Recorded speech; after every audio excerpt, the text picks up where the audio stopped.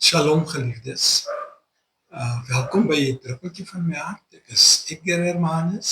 Ek is Willem Generi. En dit is Bradley Winway. Ja, soos julle sien het hulle my maar nou in die middel geplaas. Geliefdes, ons wil net weer 'n vinnige opvolg doen oor vroeër wat ons gesê het rondom die gees van gebed en In diepte gaan. kortliks in diepte gaan. Waar het ons geëindig? Ons het geëindig met die gebed wat ek gedoen het. Ja. Dis waar ons geëindig het. So ek dink ons kan seker die keer begin met die skrif. Ja, ek dink lees ons iets. Sagaria 12 vers 10. Hy sê, ek sal die gees van onverdiende guns en van smeekgebede oor die huis van Dawid en oor die inwoners van Jerusalem uitgee. En hulle sal opkyk na my vir wie hulle deurboor het.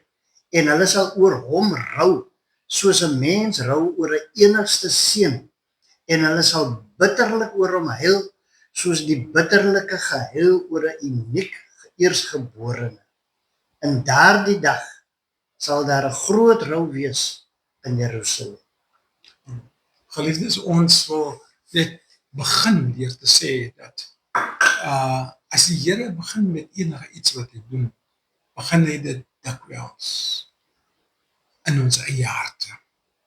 En die rede hoekom ek so sê is as gevolg van skrifgedeelte wat Leon nou gelees het en oor die huis van Dawid en oor die inwoners van Jerusalem sal hy die gees van smeekinge en neem wat sê hy van die genade daar. Hy sê onverdiende guns en van smeekbede oor die huis van Dawid. Onverdiende guns en smeekgebede sal hy oor ons uitstort.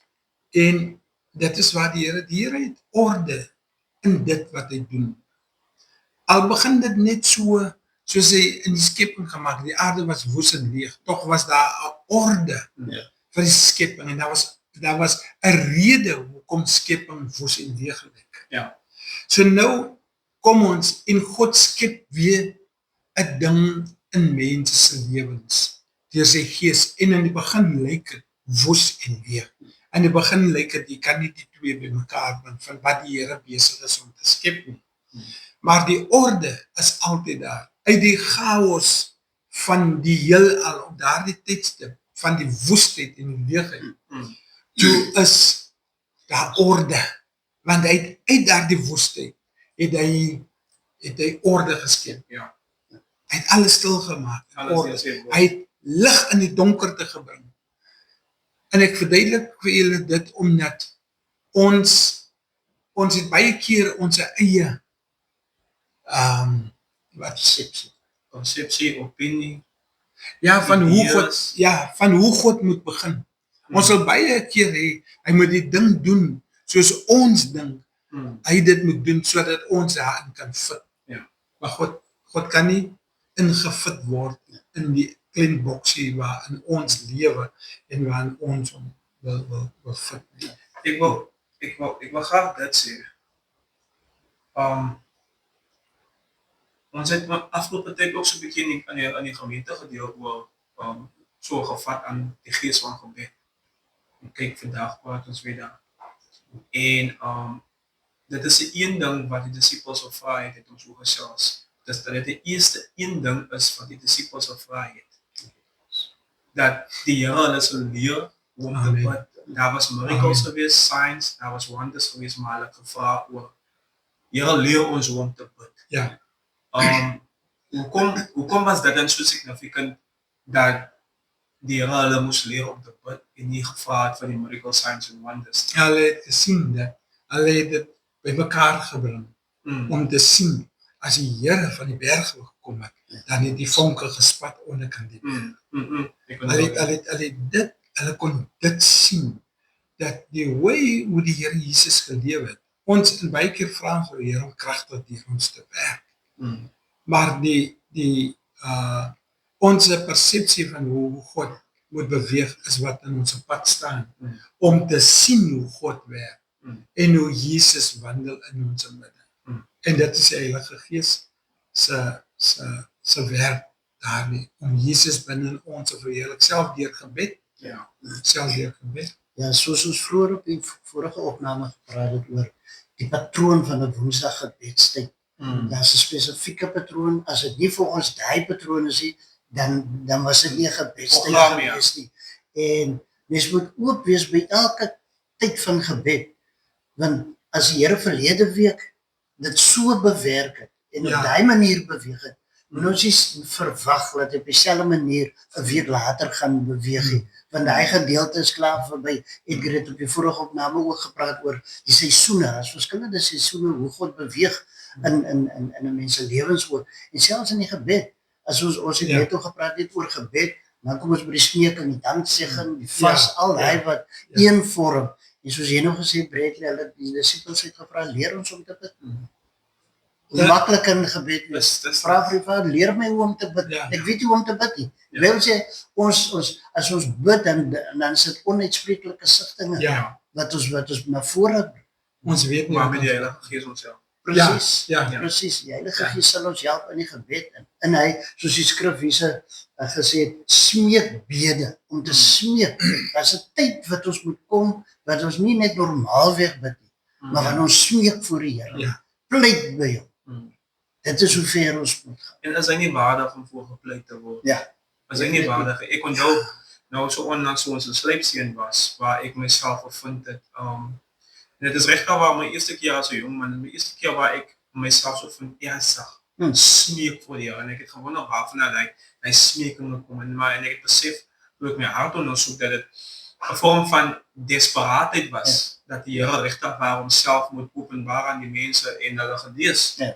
En ek dink hy smeekinge, die Here vra vir smeekinge, want dit is 'n smeekinge wat onselfsugtig is. Amen. Want jy gaan nie vir jouself so hard smeek sodat jy vir iemand anders Ja, smeek. definitief. Jy weet, so ek dink daai smeekinge is 'n hartsposisie. Is die Here sê ons eintlik, kom ons posisioneer jou hart so nederig dat dit vir maklik sal wees om my te smeek. You know, so kinders smeek hulle ouers. Ja. En die woord sê ook dat as jy nie soos 'n kind sal gaan word, jy gaan die koninkryk nie ingaan nie. Ja. So en dis 'n ding waarvan Jesus baie gepraat het toe hy op aarde was, dat hy gepraat het van die koninkryk. En ek dink dat terwyl ek luister na die vorige opname, het ek dit gedink dat die koninkryk en die gebed en alles daai het so alles ingevorm. Maar die gees van gebed is regtig waar iets wat op jou is die las, wat is die woord wat Paulus spreek, dat soos die las is me opgedra of opgelê Nie evangelie te bid. om die evangelie te verkondig. Nou ek voel dat dieselfde met dit was daar 'n las op Jesus ook gewees om vir ons te bid as hy ken. Ja, die kyk, gebed is omdat mense verstaan baie keer nie gebed nie. Soos Leon vroeër ook gesê het dat as dit nie gaan nie, ek het jare gelede was die tentkampanje hier in Mosselbaai gewees en ons is gevra om die gebed gedeelte te doen. En ek het na verskillende kerke toe gegaan om hulle betrokkenheid te vra en mense na vore gekom daarvoor. Maar die oom was baie lank 'n Christen gewees. Maar wat vir my 'n riem onder die hart was, is toe dit die oom se beurt is om te bid. En ek sê, jy kan vir so lang tydperk in die bid en dan sal iemand anders jou aflos nie. En sê vir my, maar wat moet ek vir die Here sê, so lank? En hoe lang? En dit- 5 minute. Of 15 minute. 15 minute. Ja. Dat baie min. Wat baie As jy eers begin, dan kan jy eintlik nie ophou. presies. Ek kyk die oom sê en ek sê, net soos dit op die hart is, solank jy net instaan in daardie tyd, Ja. vir die mense wat moet uitkom en hulle hart aan die Here moet gee en gebid voor moet word vir genesing en so. En dit het my hart baie diep geraak. Want ek het gedink, hoe kan jy vir so lang tyd by die Here loop? Gebed is meer as net gebed. Ja. Gebed is 'n in en 'n uitgang. Ja. Van die ingang en die uitgang van kommunikasie van ons af teenoor die Here. En gebed is Ek weet nie om dit anders te stel, as om te sê, as jy die Heilige Gees toelaat, Ja. dan gebeur sekere dinge Ja. met ons, wat alledaags rondom jou gebeur. En die Heilige Gees is iemand, ek het dit geskryf, gebed gee ons perspektief of 'n uitkyk van God in en oor ons lewens. Oor ons lewens. Dit laat jou bid nie net vir jou daaglikse brood nie, soos ons voorheen gesê het, maar vir die koms van die koninkryk. Ek weet nie wat julle dink daarvan nie, maar die gebed wat jy vroeër genoem het van ons Vader, die grootste gebed wat ons kan bid hier van aarde af, is laat die koninkryk kom. Ja, absoluut. Ek sien so. Dit moet nie, sorry Brent, dit moet nie uitroep eintlik wees aan die einde van die dag. Presies. Laat die koninkryk, Laat te midde van alles, te midde van die honger en die dors wat ons het oorgeleid, moet dit wees, laat die koninkryk. Ja, dis soos die orde van hy gebed geset was deur die Here Jesus Christus. Onze Vader wat in die hemel is, hy gee aanbidding aan die Vader, laat u naam geheilig word, laat die koninkryk kom. En dan agterna volg ons gebed vir onsself, vir persoonlik, vir ons daaglikse brood. Eers agterna, nadat ons gevra het, dat ons Vader aanbid het, want hy is die uitvloei van alles wat ons nodig het in ons lewens. En ons het vroeger genoem oor, net dit nog weer genoem oor die daaglikse brood, en ek dink dit is waar baie mense se mindset vassteek, oor die daaglikse brood, because daar is so baie nood of 'n need in jou eie persoonlike lewe. Dat jy gaan net rondom daai gedeelte. En jou Dit is die hele onze Vader deurge. Dis maar 'n gedeelte wat hy praat van gee ons daaglikse brood.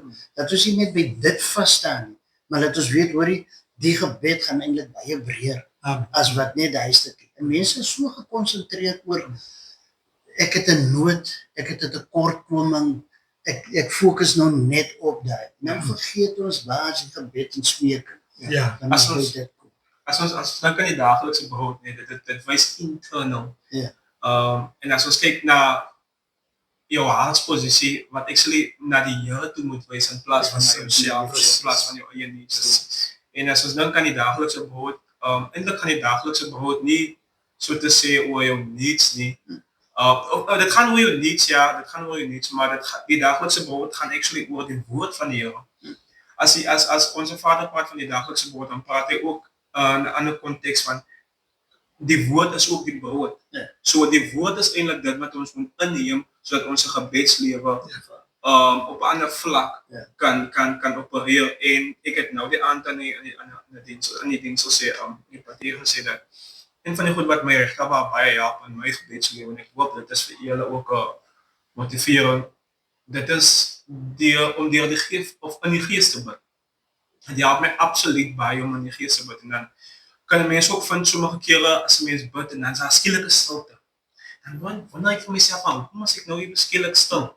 Maar dan hou ek in die stilte, ek loop in die huis rond in die stilte, ek gaan in die stilte in, of ek verwelkom die stilte. Dit het nie altyd gebeur dat ek die stilte verwelkom. Ek wil altyd iets gesê, ek wil altyd die spasie of die stilte met woorde gevul het, of met my eie woorde of begeertes of gebede gevul het. Maar ek het kon vind dat die stilte is actually verwelkom, want die Heilige Gees is in die stilte, want die Here wil praat.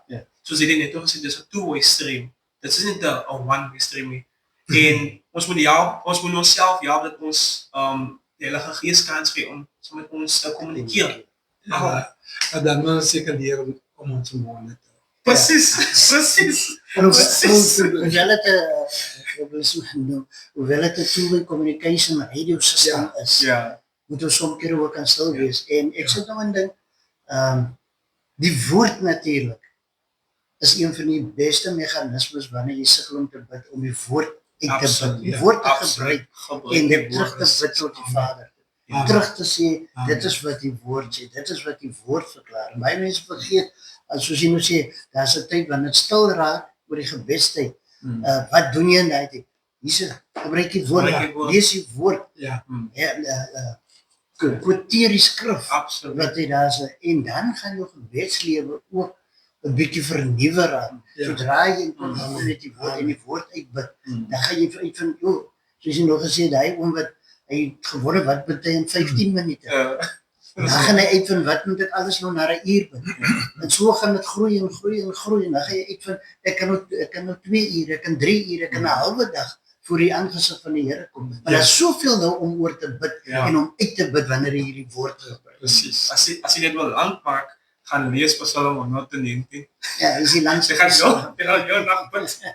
Hy is die langste psalm, maar tog is daar. Maar absoluut waar.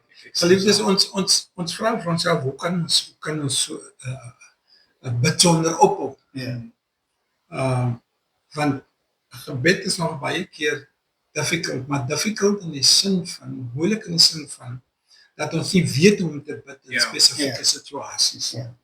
Dis hoekom ons hierdie nood het, die nood van jou en my, om deur die Gees gelei te word in gebed en in die alledaagse lewe, is groter as die nood na brood. Ek dink is besef Die mens, ja, so Jesus gesê, die mens sal nie van brood alleen lewe nie, maar van elke woord wat hy die, en elke ding wat God daar sê, van sy woord wat hy na ons toestuur. Maar ek wil, voor ons klaar maak, wil ek hierdie ding uitgooi op tafel. Ek wil sê, in hierdie gedeelte in Sagaria 12 vers 10, dan sê hy wat gaan gebeur. Hy sê, hulle sal opsien. So hulle oë sal oopgaan. Daar sal openbaring wees. Wanneer die Heilige Gees kom, die Heilige Gees is die Gees van wysheid en openbaring in die kennis van Jesus Christus, sê die skrif. Maar wanneer die Heilige Gees kom, dan sal daar openbaring wees. Wanneer die Heilige Gees kom, dan sal daar besef. Dis hoekom hulle in die 2 skrifte saamvat, daar sal 'n rouklaag wees, daar sal 'n geween wees, mense sal convict word van hulle sonde. En ek dink, in ons tyd was dit 'n conviction van sonde. Ons as jong. Ja, en ek dink dit is hoekom hy tydperk so lank gehou het met ons as jong mense. Julle het al begin werk. Ek het weggegaan om omleiding te kry. Bradley was nog nie gebore nie. Nee, hy was nog bietjie nat. Dis hoekom Hy het die pad voorberei. Hy het nou 'n groter glas vir hom gaan haal, want ons het eintlik vir hom 'n kleiner glas gegee om by ons te pas. So, maar ons vergewe hom. Daai conviction was daar, want die Heilige Gees was daar. Daai gebed was daar, want die Heilige Gees was daar. En ek dink dis hoekom mense dalk so 'n probleem het om te bid. En dit gaan nie oor dit gaan nie oor lang bid nie. Het gaan eintlik oor die posisie, soos ons net al sê, gesindheid van die hart. Jy is nie meer heilig as jy langer bid. You know, as jy inkom met die gesindheid van die hart wat regtig waar jy bedoel dit wat jy nou saam met die Here praat. Die Here is die kenner van ons harte en hy is die toetser van ons lewe. Hy toets ons want hy ken ons. You know, so ons probeer nie ons probeer nie die ding die lang gebede groot te maak, want die woord van die Here sê ook, ons moet nie wees soos die Fariseërs wat op die hoeke van die strate bid, om gesien te word. En dis nie om gesien te word. Ons sê nie, gaan en bid lang, of probeer lang bid, om gesien te word nie, maar bereik die plek waar jy onophoudelik wil bid, waar jy geïnspireer word deur die Heilige Gees en deur sy woord, om so onophoudelik te kan bid, en as hy daai gees van gebed uitvat, dan niks onmoontlik is vir die Here. Dis wat ons wil probeer sê. Dan wil jy nog iets sê? Ja, ek wil ons het net gepraat ook, die skrif in Genesis 1 waar hy sê, in die begin het God, in jou gebedslewe, in die begin, vat hom van die begin, dat hy daar as 'n beginpunt is. Hy sê, ek gaan verder oor die skepping en al die goeders, maar die gedagte wat ek wil los is, in die begin van jou omstandighede, in die begin van jou skool, julle wat jonk is, wat nog op skool is, in die begin van jou werk, in die begin van waar ook jy jouself bevind, dat jy begin en sê, in die begin, jy begin by God, met jou gebedslewe, jy begin daar, is jou fondasie wat jy moet leer eintlik, wanneer jy begin in die intensiewe gebed inbeweeg. Oppervlakkige gebed gaan daar wees, maar dit is hoe jy gaan leer en herkou en uitverhoor, ek het iets anders om oor te bid. Ek bid nie net vir genesing, ek bid nie net vir dit nie, maar nou gaan ek dieper in, omdat dit die Gees is wat jou dryf, Amen. wat vir ons gedryf het destyds. Ons het net ook gevra, toe ons die eerste deel gedoen het ons gevra, wat is dit wat jou dryf? Ja. Wat is dit wat jou dring tot gebed? En ek wil sê, as die Heilige Gees nie ons driving force is in ons gebede nie, of laat ek het so stel, die Heilige Gees moet die driving force wees in ons gebede. Want hy bring 'n soeke na meer in. Dit is wat ons moet doen. Ons sê net continue. Hy bring 'n soeke na meer, geliefdes. Die gees van smekinge en van genade sal jou dring uit jou comfort uit. Hy sal jou dring uit jou huis uit. En hy sal jou dring, soos Paulus sê, die liefde van Christus dring ons. Hy sal jou dring na die markplein toe, na die marketplace toe, waar jy kan doen en uithaal wat die Here daar gesê het. Ek sê ook dit is ook so baie jong mense vra vandag die vraag, wat is my purpose in die lewe? Wat is my purpose in die lewe? As jy vir jou purpose in die lewe soek, as dit eintlik so maklik, gaan na die Bybel toe en doen wat nou net gesê is, jy moet doen. Ek beloof jou, dit gaan van self uit jou binneste uitkom, soos strome van lewende waters. Jou purpose gaan uit jou binneste uitgebore word deur die Heilige Gees. Jy gaan letterlik soekend wees vir jou purpose. Jou purpose gaan jou letterlik aantrek. Amen. Dis wat gaan gebeur. Amen. En ek het die purpose gevind die afgelope paar jaar nie. Ons het families. Ons het families. Dit is seker die belangrikste ding. Is baie van julle wat nou op hy soeke is, na wat julle doel is in die lewe, en wie julle is in Christus Jesus. Al wat ek vir julle kan sê, van die Heilige Gees, vra die Here om sy Heilige Gees, van wedergeboorte, en die Gees van gebed, wat dieselfde Gees is, en die Gees van Christus, wat dieselfde Gees is, in jou hart uit te soek, uit te stort, want dit sou jou laat vind, wat noodsaaklik is vir jou groei, en weer wil ek sê, jy weet nooit wat God vandag doen, met die oog op môre nie, want môre, wat jy vandag insit, wat jy vandag bid, en wat jy vandag vra, kan môre by die deur wag by jou, waar jy deur jy moet gaan. Ek kan ek 'n klein staaltjie nog oor gebed, ek gaan dit probeer kort hou.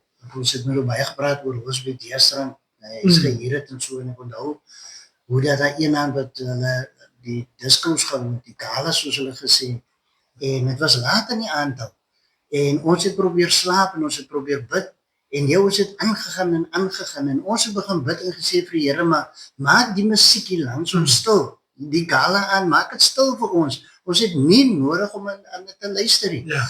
En die volgende oomblik, ek dink is Johnny Kibedo, hy het uitgegaan, en van die manne het gaan bid, daar tussen die ouens, en all of a sudden, toe is het toepstil daar, en ons kan nie verstaan wat aangaan nie, maar lang storie kort, aan die einde van die dag, toe, die volgende dag dink ek, toe tel een van die ouens die fuse op van een van die electronical goeders daar, en niemand het hy fuse daar gekry nie. Die ou wat die DJ was, sy woorde was in een van die ouens gewees, julle het seker dem gebid om ons stil te kry. Dit was sy spesifieke woorde gewees. En ons het van ons sê, ons het gebid, want dit moet stil raak die langs aan ons. En ons wil aangaan met ons gebedstyd hier. So, op 'n eenvoudige manier kan die Here tog iets doen. Op 'n eenvoudige manier. Maak nie saak hoe nie, dit klink lagwekkend, maar dit is hoe die Here werk deur sy Gees natuurlik.